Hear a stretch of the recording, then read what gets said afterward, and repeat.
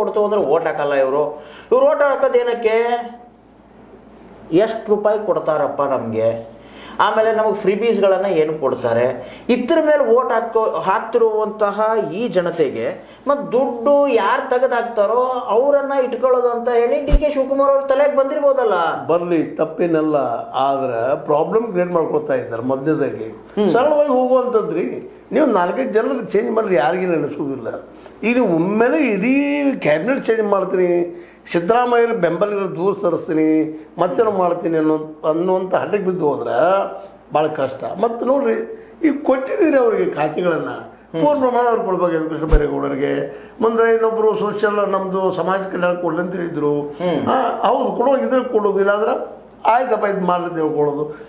ಪ್ರತಿಯೊಂದು ಸಮಸ್ಯೆ ಇಲ್ಲಿ ಹೇಳ್ತಾ ಇದ್ದಾವೆ. ಜೊತೆಗೆ ಈಗೇನು ಹೇಳಿದ್ದೆ ನಿಮಗೆ, ಒಂದು 5 ಜನ, ಒಂದು 10 ಜನ ಗೊತ್ತಿಲ್ಲ, ಚರ್ಚೆಗಳು ನಡೀತಾ ಇದ್ದಾವ. ಸಿದ್ದರಾಮಯ್ಯ ಸಂಪುಟದಲ್ಲಿ ಇದ್ದಂಥವ್ರನ್ನ ಬಿಡುತ್ತೆ ನೀವು ಅನ್ನುವಂಥ ಮಾತು ಕೇಳಿ ಬರ್ತದೆ. ಬಿಡಲಿ, ಆದ್ರೆ 5 ಜನ ಒಮ್ಮೆಗೆ ಬಿಟ್ಟಾಗ ಅವರೆಲ್ಲ ಒಗ್ಗಟ್ಟಾಗ್ತಾರೆ, ಪಕ್ಷದವ್ರು ಮಾತಾಡಿ ಶುರು ಮಾಡ್ತಾರೆ, ಪಕ್ಷ ಹೆಸರು ಕಟ್ಟುವಂಥ ಸಾಧ್ಯಗಳು ಮಾಡ್ತಾರೆ. ಮತ್ತು ಅವರು ಈಗಾಗಲೇ ಪಕ್ಷ ಆಡಳಿತ ಬರುತ್ತೆ, ಅವರು ಕಾರ್ಯಕರ್ತರಾಗ್ಯಾರ. ಹೌದು, ಆಗಿಲ್ಲ ಹಿಂದಿನ ಎಲೆಕ್ಷನ್ದಲ್ಲ. ಕೇವಲ ಡಿ ಕೆ ಶಿವಕುಮಾರ್ ಒಬ್ಬರಿಂದ ಆಯ್ಕೆ ಆಗಿ ಬಂದ್ರೆ ಸಿದ್ದರಾಮಯ್ಯ ಇದಿಲ್ವ ಅಲ್ಲೇ ಏನೋ ಆಯ್ಕೆ ಆಗಲ್ಲ, ಪಾತ್ರ ಇಲ್ವಾ? ಎಲ್ಲರದ್ದು ಪಾತ್ರ ಇದ್ರಿ. ಡಿ ಕೆ ಶಿವಕುಮಾರ್ ಮಗನ ಹಾಕ್ಲಿಲ್ಲ. ಉತ್ತರ ಕರ್ನಾಟಕದಲ್ಲಿ ಎಷ್ಟು ಗುರುತಿದ್ದಾರೆ ಡಿ ಕೆ ಶಿವಕುಮಾರ್ ಅವರು. ನಾ ಯಾಕೆ ಮಾತ್ರ ಹೇಳ್ತಾ ಇದ್ದೀನಪ್ಪ ಅಂತಂದ್ರೆ ಅನಗತ್ಯ ಸಮಸ್ಯೆಗಳು ಹೇಳ್ಕೊಳ್ತಾ ಇದ್ದಾರೆ. ಮುಖ್ಯ ಮಾಡಬೇಕಾಗಿದ್ದೇನೋ ಎಲ್ಲ ವರ್ಷದಲ್ಲೇ ಜನರ ಮನಸ್ಸು ಗೆಲ್ಲುವಂಥ ಕೆಲಸಗಳು. ಈಗ ಮತ್ತೆ ಅದ್ರ ಮೇಲೆ ಇನ್ನೊಂದೇನಪ್ಪ ಅಂದ್ರೆ ಮತ್ತೆ ರೀಅಪ್ಲಿಕೇಶನ್ ಆಗಬೇಕಂತ ಗೃಹಲಕ್ಷ್ಮಿ ಮತ್ತು ಕರೆಂಟ್. ಯಾಕಪ್ಪ ಅದು ಅನಾರಿಂದ ಗೊತ್ತಾಗ್ತದಲ್ಲ ನಿಮ್ಗೆ, ತೆಗೀರಿ. ಮತ್ತೆ ರೀಅಪ್ಲೈ ಮಾಡೋಕೆ ಕೊಟ್ರಪ್ಪ ಜನ ಮತ್ತೆ ಗೊಂದಲ ಹಿಡಿಸ್ತಾರೆ. ಮತ್ತು ಎದುರಾಳಿ ಸಾಮಾನ್ಯ ಇಲ್ಲ.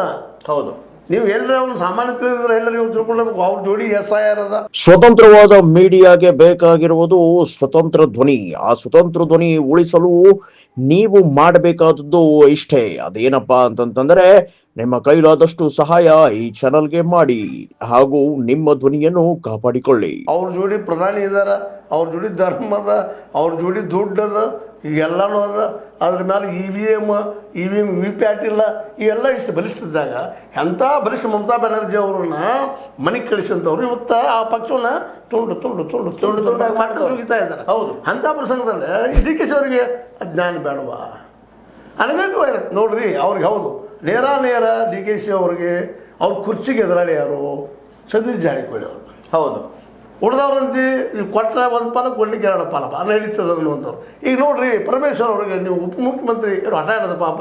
ಆ್ಯಕ್ಚುಲಿ ಮುಖ್ಯಮಂತ್ರಿ ಅವರೇ ಆಗಬೇಕಾದವರು. ಹೌದು, ಇವರೆಲ್ಲರಿಗೂ ಸೀನಿಯರ್ ಅವರು, ಸೀನಿಯರ್. ಮತ್ತು 3 ಕಾಂಗ್ರೆಸ್ಸಿಗರು, 3 ಕಾಂಗ್ರೆಸ್. ಅದರ ಜೊತೆಗೆ ಅವರಿದ್ದಂಥವ್ರ ಸಿದ್ದರಾಮಯ್ಯನಕ್ಕಿಂತಲೂ ಸೀನಿಯರ್ ಪಾರ್ಟಿ ಒಳಗೆ ಅವ್ರಿಗೆ ಪಾಪ ಹೊರಗೇರಿಯಲ್ಲಿ ಸೋದ್ರಂತ ತಗ್ತಾರೆ. ಅವ್ರ ಮನೆ ಕಣ್ಣೀರು ಹಾಕಿದ್ರೆ ಆ ವಿಷಯದಾಗ. ಹೌದು, ಅಂದಾಗ ನಾವು ಇಲ್ಲಿ ಹೇಳುವಂಥ ವಿಷಯ ಏನಪ್ಪ ಅಂತಂದ್ರೆ ಇವೆಲ್ಲ ವಿಷಯಗಳ ಮುಂದಿದ್ದಾಗ ನೀವು ಇನ್ನು ಜೂನಿಯರ್ ಅಪ್ಪ ಈಗ ಬರ್ತಾ ಇದ್ರಿ. ಈಗ ನೀವು SC ಮಾದೇವಪ್ಪ